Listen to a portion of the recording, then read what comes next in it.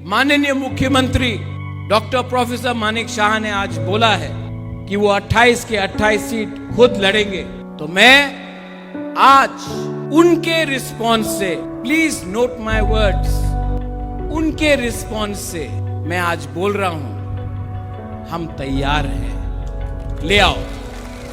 बाद में मत वापस जाना। आपने बोल दिया है, जब चैलेंज फेंका है, चैलेंज इज एक्सेप्टेड।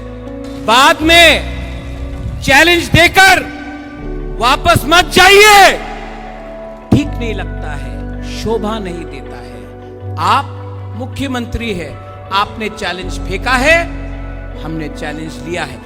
कल परसों चैलेंज से वापस मत जाइए, वरना अपने पार्टी के लोगों को आपको समझाना पड़ेगा कि आप वापस क्यों गए।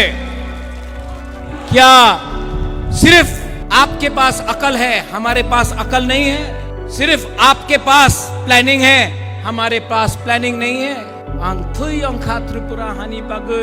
We are Tiprasas. We are Tiprasa. We are Tipra. और आज मैं,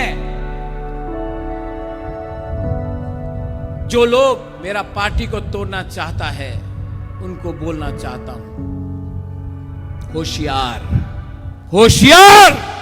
आज तक आपने मेरा प्यार देखा है, लेकिन अब आक्रोश देखिए।